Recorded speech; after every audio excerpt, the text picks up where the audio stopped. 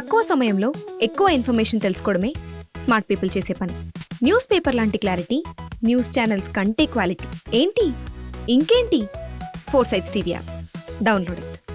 తెలంగాణ అసెంబ్లీలో అధికార విపక్షాల మధ్య వాగ్వాదం చోటు చేసుకుంది. బీఆర్ఎస్ ఎమ్మెల్యేలు ఫార్ములా ఈ రేస్పై చర్చకు పట్టుబట్టారు. అది ఒక వ్యక్తికి సంబంధించిన అంశమని స్పీకర్ తెలిపారు. దీంతో బీఆర్ఎస్ ఎమ్మెల్యేలు స్పీకర్ పోడియం వైపు దూసుకెళ్లేందుకు యత్నించగా మార్షల్స్ అడ్డుకున్నారు. ఈ క్రమంలో బీఆర్ఎస్ ఎమ్మెల్యేలు పేపర్లు చించి సభాపతి వైపు విసిరారు. అనంతరం బీఆర్ఎస్ ఎమ్మెల్యేలు ఉన్న వైపు కొందరు కాంగ్రెస్ ఎమ్మెల్యేలు పేపర్లు చించి విసిరారు. వారంతా పరస్పర నినాదాలు, ఆరోపణలు చేసుకున్నారు. స్పీకర్ సభను 15 నిమిషాలు వాయిదా వేశారు. జాగీర్ల రద్దుతో కీలకంగా వ్యవహరించిన మాజీ ఉప ముఖ్యమంత్రి కొండ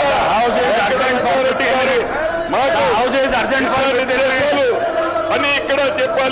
మరొక విశేషం, భూ కమతాల పరిమితి చట్టం తెచ్చిన నాటి ముఖ్యమంత్రి తెలుగు ప్రధాని శ్రీ పివి నరసింహరావు గారు కౌలు రైతులకు మేలు చేసే విధంగా కౌలు రక్షిత చట్టం తీసుకొచ్చిన నాటి ముఖ్యమంత్రి శ్రీ బూర్గుల రామకృష్ణారావు గారు అదే విధంగా జాగీర్ల రద్దుతో కీలకంగా వ్యవహరించిన మాజీ ఉప ముఖ్యమంత్రి కొండ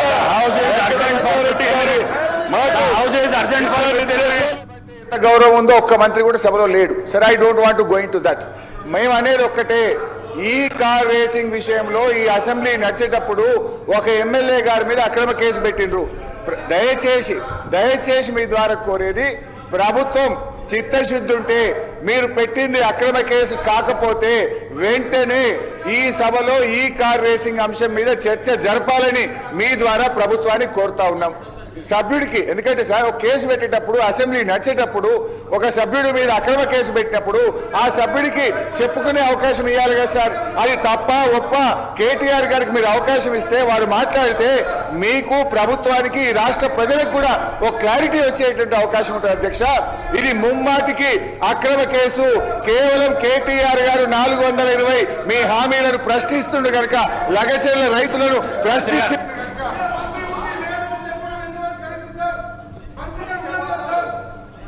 అధ్యక్ష,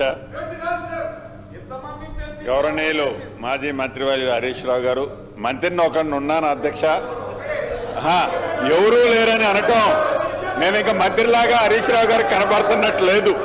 దురదృష్టకరం, బాధాకరం అధ్యక్ష. మీరు అనుమతిస్తే, తమరు అనుమతిస్తే కొంతమంది మంత్రులు అక్కడ మండలిలో ఉన్నారు, కొంతమంది ఈడ ఉన్నారు. ఎల్ఏ మినిస్టర్ గారిని పిలిపిస్తున్నా. నేను పిలిపించినాక మీ ప్రశ్నకు సమాధానం చెప్పిస్తా. నేను పిలుస్తా. ముందు బిల్లు కానీ, గవర్నమెంట్ బిల్లు అయితే కానీ, ఇది ఇంపార్టెంట్ కదా. ఇది రాష్ట్ర ప్రజల శ్రేయస్సు గురించి కదా. ఇది రాష్ట్ర ప్రజల శ్రేయస్సు గురించి కదా ఈ బిల్లు. కానీ బిల్లు అయినాక నేను మీతో మాట్లాడుతా అంటున్నా కదా. నేను స్పీకర్ చంబర్ పిలిచి మాట్లాడతా. నేను ఇప్పుడైతే బిల్ అయితే కానీ, బిల్ అయినాక తీసుకుందాం. ఒక సభ్యుని గురించి రాష్ట్ర శ్రేయస్సును ఈ విధంగా మీరు సభా సమయాన్ని వృధా చేసుడు, ఇది చాలా పొరపాటు. హరీష్ రావు గారు, మీరు చాలా సీనియర్ శాసనసభ్యులు. హరీష్ రావు గారు, మీరు చాలా సీనియర్ శాసనసభ్యులు. మంత్రి పదవి కూడా చేసిండు, మీరు ఎల్ఏ మినిస్టర్ కూడా చేసిండు. మినిస్టర్ లేనప్పుడు చేయనికే వీలుండదు. రేవూరి ప్రకాష్ రెడ్డి గారు. సార్ సీనియర్ శాసనసభ్యులు హరీష్ రావు గారు, గవర్నర్ గారు అనుమతి ఇచ్చిన తర్వాత, ఏసీబీ టేకప్ చేసిన తర్వాత హౌస్లో చర్చించే అంశమే ఉత్పన్నం కాదు సార్. కానీ ఇష్యూను డైవర్ట్ చేయడానికి హౌస్లో అని చెప్పి పబ్లిక్లో ఒక కన్ఫ్యూజన్ క్రియేట్ చేయడానికి చేసే ప్రయత్నమే కానీ ఇది చట్టబద్ధత కాదు. ఒకసారి కేసు ఏసీబీ పోయిన తర్వాత, గవర్నర్ గారు అనుమతి ఇచ్చిన తర్వాత శాసనసభలో చర్చించే అంశమే రాదు అని చెప్పి మీ ద్వారా సభ్యులకు నేను రిక్వెస్ట్ చేస్తున్నాను సార్. వికారాబాద్ జిల్లా లగచర్లలో అధికారులపై దాడి చేశారన్న అభియోగాలపై అరెస్ట్ అయిన రైతులు విడుదలయ్యారు. 37 రోజులుగా సంగారెడ్డి జిల్లా కంది జైలులో జ్యుడిషియల్ రిమాండ్లో ఉన్న 17 మంది రైతులు ఇవాళ ఉదయం బెయిల్పై విడుదలయ్యారు.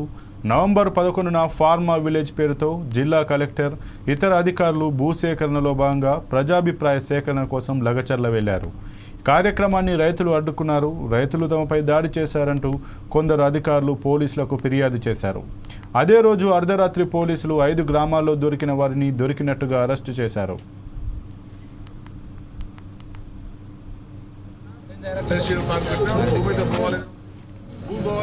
భూమి లేకుండా ఉండే పాటు వాళ్ళు కనుక వ్యతిరేకిస్తే వాళ్ళతో పాటు మేము కూడా దాన్ని వ్యతిరేకిస్తాం. ఫార్మసీ ఇండస్ట్రియల్ పార్క్ ఫార్మసీ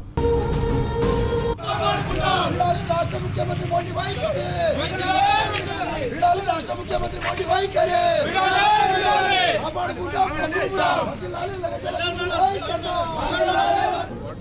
అయితే ఇదే కేసులో అరెస్ట్ అయిన కొడంగల్ మాజీ ఎమ్మెల్యే పట్నం నరేందర్ రెడ్డితో పాటు 24 మంది రైతులకు నాంపల్లి స్పెషల్ కోర్టు ఈ నెల 18న బెయిల్ మంజూరు చేసింది. గురువారం జైలు అధికారులకు ఆలస్యంగా బెయిల్ పత్రాలు అందాయి. దీంతో రైతులు విడుదల కాలేదు. ఈ నేపథ్యంలో ఇవాళ ఉదయం జైలు నుంచి బయటకు వచ్చారు. జైలు బయట రైతులకు బీఆర్ఎస్ నేతలు ఘనంగా స్వాగతం పలికారు. అయితే కేసులో ప్రధాన నిందితుడు సురేష్ సహా మరో 7గురికి బెయిల్ లభించలేదు.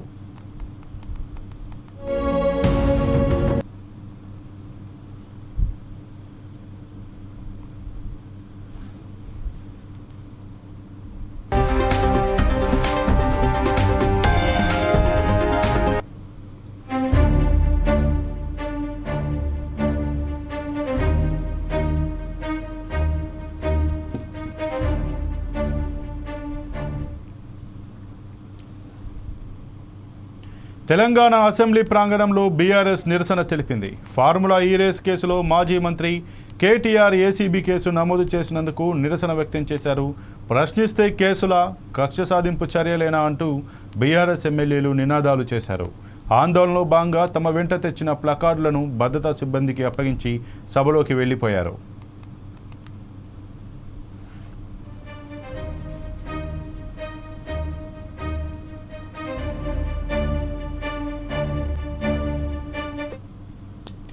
బీఆర్ఎస్ పార్టీ అసెంబ్లీలో ఫార్ములా ఈ రేసు అంశంపై చర్చ జరపాలంటూ వాయిదా తీర్మానం ప్రవేశపెట్టింది. ఈ రేసును హైదరాబాద్కు తీసుకురావడంలో కేటీఆర్ కీలక పాత్ర పోషించారని, కానీ ఇప్పుడు ఆయనపై అక్రమ కేసులు పెట్టడాన్ని ఖండిస్తున్నట్లు ఎమ్మెల్యేలు పేర్కొన్నారు.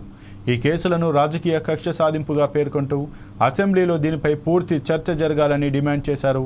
ఫార్ములా ఈ రేసు ద్వారా హైదరాబాద్ నగరానికి ప్రపంచ స్థాయి గుర్తింపు వచ్చినట్లు బీఆర్ఎస్ నేతలు స్పష్టం చేశారు. రేసు నిర్వహణ ద్వారా నగరానికి మరింత అభివృద్ధి చోటు చేసుకుందని, ఇది తెలంగాణ ప్రతిష్టను పెంచిందని చెప్పారు.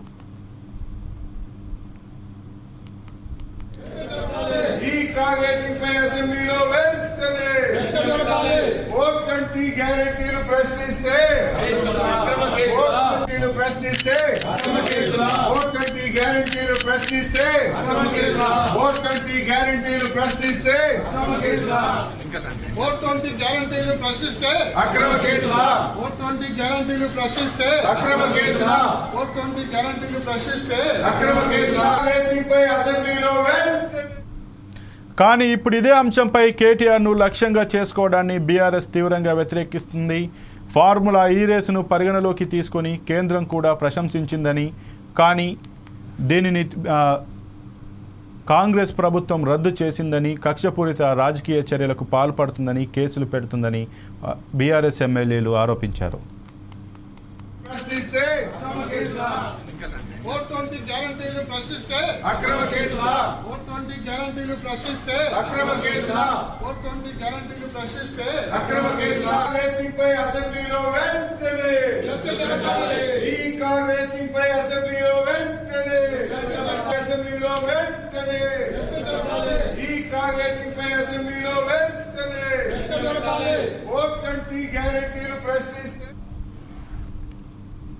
బంగాళాఖాతంలో తీవ్ర అల్పపీడనం కొనసాగుతోంది. ఇది రాబోయే 12 గంటల్లో ఉత్తర దిశగా కదలనుంది.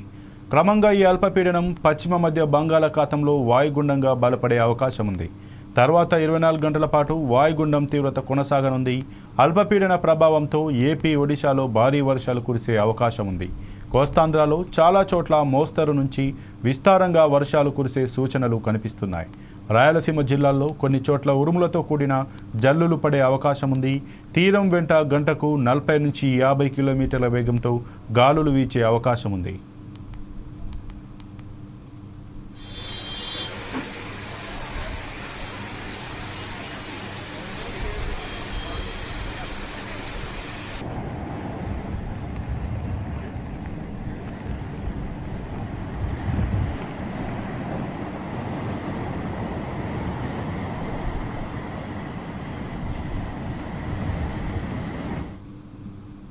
అల్పపీడన ప్రభావంతో ఉత్తరాంధ్ర జిల్లాలో గురువారం రాత్రి నుంచి వర్షాలు కురుస్తున్నాయి. ఉమ్మడి విశాఖ, శ్రీకాకుళం, విజయనగరం జిల్లాలో వర్షం కురుస్తోంది. విశాఖలో రాత్రి నుంచి ఎడతెరిపి లేకుండా వర్షం పడుతోంది. దీంతో గోపాలపట్నం, ఇందిరానగర్లో ప్రహరీ కుప్పకూలింది. ఆ సమయంలో అక్కడ ఎవరూ లేకపోవడంతో ప్రాణ నష్టం తప్పింది. జీవీఎంసీ యంత్రాంగం యుద్ధ ప్రాతిపదికన తొలగింపు పనులు చేపట్టింది.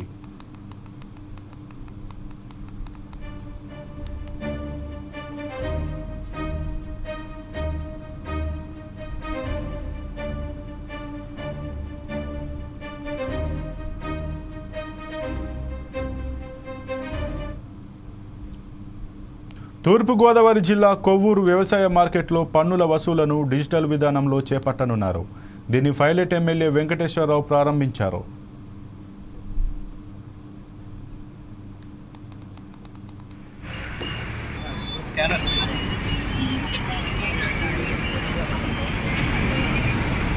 ఒకసారి అటు తిరిగి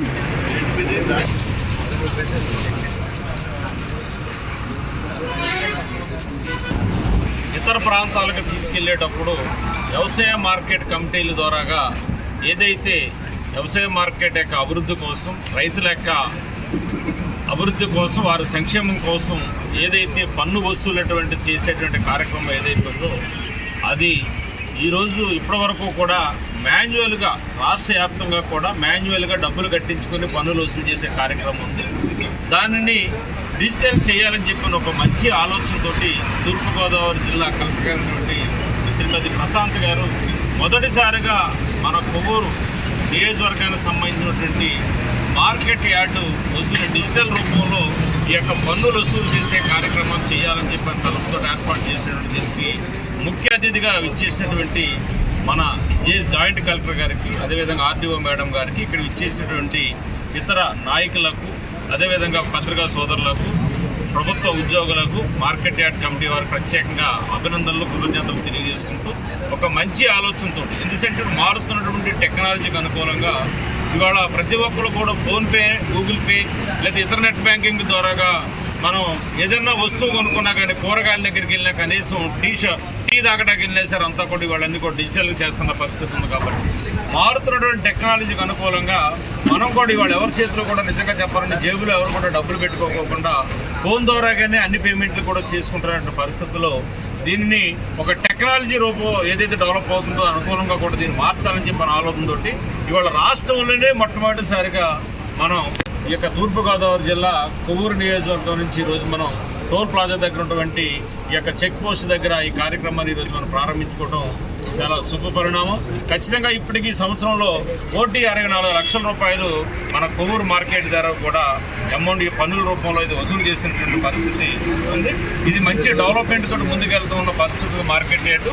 రాబోయేటువంటి రోజుల్లో కూడా ఎక్కడైతే మన కాపాడులో ఉన్నటువంటి మార్కెట్ యార్డ్కి సంబంధించిన సైట్ ఏదైతే ఉందో దాని చుట్టూ కూడా ప్రహారీ అది పూర్తి చేసి గతంలో కొంత కట్టున్నారు. దాన్ని పూర్తిగా కూడా పూర్తి చేసి ఒక గొడవ ఉంది, దాని ఇంకో గొడవ కూడా సగం పూర్తయి ఆగిపోయిన పరిస్థితి ఉంది. దాన్ని కూడా పూర్తి చేసి తిరిగి మళ్ళీ అక్కడ ఆఫీస్ కానీ కావాల్సినటువంటి ఏదైతే ఆఫీస్ నడవడానికి కానీ మార్కెట్ యార్డ్ నడవడానికి కావాల్సినటువంటి అవసరాలు ఏవైతే ఉన్నాయో అవన్నీ కూడా చేసుకుని ఆదాయం పెంచేటువంటి విధంగా ఈ యొక్క మార్కెట్ యార్డ్ ద్వారా ఆదాయం పెంచుకుని ఆ వచ్చేటువంటి ఆదాయంతో రైతులు చేసేటువంటి పుంత రోడ్లు కానీ, రైతులకు సంబంధించి పొలాలు వెళ్ళేటువంటి పుంత రోడ్లు కానీ, అదేవిధంగా రైతులకు సంబంధించిన అవసరాలు ఏవైతున్నాయో వాటికే ఖర్చు పెట్టి ఈ మార్కెట్ యార్డ్ని ఖచ్చితంగా మన జిల్లాలోనూ రాష్ట్రంలో కూడా ముందుకు వెళ్ళే. ఖమ్మం జిల్లా రఘునాథపాలెం బీసీ గురుకులంలో దారుణ ఘటన జరిగింది. బీసీ బాలికల గురుకుల పాఠశాలలో విద్యార్థినులపై ఎలుకలు దాడి చేశాయి. సోమవారం రాత్రి నిద్రించే సమయంలో ఎలుకలు కరవడంతో ఓ విద్యార్థిని గాయపడింది. ఈ విషయాన్ని బాధిత విద్యార్థినులు ఉపాధ్యాయుల దృష్టికి తీసుకెళ్లారు. అయితే హాస్టల్ సిబ్బంది ఈ విషయం బయటకు పొక్కకుండా జాగ్రత్త పడ్డారు. బీసీ గురుకులంలో ఎలుకల దాడిలో గాయపడిన విద్యార్థిని ప్రాణాపాయ స్థితిలో ఉంది. గతంలో పలుమార్లు ఎలుకలు కొరికిన ఘటనలు ఎన్నో ఉన్నాయి. గోప్యంగా ఉంచి పాఠశాల సిబ్బంది వ్యాక్సిన్లు అందించారు. దీనిపై మరింత సమాచారం మా ఖమ్మం ప్రతినిధి అందిస్తారు. ఈ యొక్క స్టూడెంట్కి ఎలక గడిచి 3 రోజులు అవుతుంది దాదాపు. ఈ పాపకి ఖమ్మం గవర్నమెంట్ హాస్పిటల్లో ఫస్ట్ ట్రీట్మెంట్ చేయడం జరిగింది. అనంతరం పరిస్థితి సివియర్గా ఉందని చెప్పేసి కారణంతో ఇక్కడికి మమతా జనరల్ హాస్పిటల్లో ట్రీట్మెంట్ ఇస్తున్నటువంటి పరిస్థితి ఉంది. ఈ పాపకి కనీసం కాటేసిన తర్వాత 15 సార్లు రాబిస్ ఇంజెక్షన్ ఇవ్వడం జరిగింది. ఈ ఇంజెక్షన్ ఇచ్చినందుకు ఈ యొక్క కాలు కావచ్చు, చేయి కావచ్చు, అమ్మాయికి తీవ్రమైనటువంటి అస్వస్థతతోటి ఈ యొక్క హాస్పిటల్లో ట్రీట్మెంట్ తీసుకుంటున్నటువంటి పరిస్థితి ఉంది. ఇక్కడ తన పరిస్థితి ఆరోగ్యం ఇప్పుడు ఎలా ఉంది, ఇంకా సీరియస్గా ఉందా, లేకపోతే ఇక్కడి నుంచి హైదరాబాదు తరలించి అక్కడ వైద్యం అందించేటువంటి పరిస్థితి ఉందా, విషయాలని మనకి ఇక్కడ ఉన్నటువంటి వైద్యులు అందించడానికి సిద్ధంగా ఉన్నారు. వివరాలు వారిని అడిగి తెలుసుకుందాం. సార్ చెప్పండి, ఇప్పుడు హలో సార్, ఇప్పుడు కీర్తి పరిస్థితి ఎలా ఉంది? ఇక్కడి నుంచి షిఫ్ట్ చేసి ఎక్కడైనా ట్రీట్మెంట్ ఇంకా మెరుగైన వైద్యం కోసం చేసేటువంటి అవకాశం ఉందంటారా? ఇప్పుడు తన పరిస్థితి ఎలా ఉందంటారు? హలో అండి, నేను డాక్టర్ ప్రణీత్ని. ఈమె 12వ తారీఖు లేవలేకపోతున్నాను, నడవలేకపోతున్నా, ఇంకా పిక్కల దగ్గర నొప్పియాను, నాకు పరిస్థితి తెలియట్లేదు అని చెప్పేసి మన మమతా హాస్పిటల్లో వచ్చి అడ్మిట్ అయ్యారు. అప్పటి నుంచి మేము అన్ని departments, cardiology department, neurophysician department, medicine department, ఇంకా అన్ని డిపార్ట్మెంట్స్కి చూపించాం పాపని. అన్ని టెస్టులు చేసాము. అన్ని టెస్టులు నార్మల్ వచ్చాయి. ఒక్క వెన్నుపూస నుంచి తీసిన నీరు టెస్ట్ మాత్రమే వైరల్ ఇన్ఫెక్షన్ వచ్చినట్లు ఉందన్నమాట. మేము దానికి తగ్గట్టుగా ఆ టెస్ట్కి తగ్గట్టుగా మేము ఇప్పుడు యాంటీవైరల్స్, స్టెరాయిడ్స్, ఇంకా ప్రొటెక్టివ్ మెడిసిన్స్ వాడుతున్నాము. పాప కొంచెం రికవర్ అయింది. వచ్చినప్పుడు సరిగ్గా నిలబడలేకపోయేది, నడవలేకపోయేది. ఇప్పుడు కొంచెం నడవడానికి ప్రయత్నిస్తుంది. మనం వచ్చినప్పుడు 5కి 1 లాగా మనం స్కోర్ చేసుకుంటే ఇప్పుడు 4 దాకా ఇంప్రూవ్ అయిపోయింది అనమాట. ప్రస్తుతం మనకున్న ఎవిడెన్స్ ప్రకారం అయితే మనం ట్రీట్మెంట్ చేస్తున్నాము. ఇవాళ కూడా ఒక శాంపుల్ పంపించాము, స్టూల్ శాంపుల్. నేను డిఎంహెచ్ఓ గారు కూడా వచ్చి విజిట్ చేశారు. సో ఆ శాంపుల్ బట్టి మాకు రీసెంట్ ఎవిడెన్స్ ఏమైనా దొరికితే ట్రీట్మెంట్లో చేంజెస్ ఉంటాయి. ఓకే, ఇక్కడ కీర్తి పరిస్థితి చూసుకున్నట్లయితే ప్రస్తుతం అయితే నిలకడగా ఉన్నప్పటికీ కూడా మెరుగైన వైద్యం ఇంకా అందించాల్సినటువంటి పరిస్థితి ఉందని కూడా వైద్యులు తెలియజేస్తున్నటువంటి పరిస్థితి ఉంది. ఇక్కడ తనకి మెదడుకి అంటే ఇన్ ఫ్యూచర్లో కావచ్చు, లేకపోతే అది కొద్ది రోజుల్లో కావచ్చు, మెదడుకి కానీ గుండెకి కానీ పాకేటువంటి అవకాశాలు లేకపోలేదని కూడా తెలుస్తున్నటువంటి నేపథ్యంలో తనని ఇమీడియట్గా హైదరాబాద్ తరలించి మెరుగైన వైద్యం అందించాల్సిన పరిస్థితి ఉందని కూడా వైద్యులు తెలియజేస్తున్నటువంటి పరిస్థితి ఉంది. వీడియో జర్నలిస్ట్ రుద్రతో శ్రీనివాస్, ఖమ్మం జిల్లా, 4 సైడ్ న్యూస్. ఇక ఇవి ఇప్పటివరకు బులెటిన్లోని అప్డేట్స్. మరిన్ని అప్డేట్స్ కోసం చూస్తూనే ఉండండి 4 సైడ్స్ టీవీ.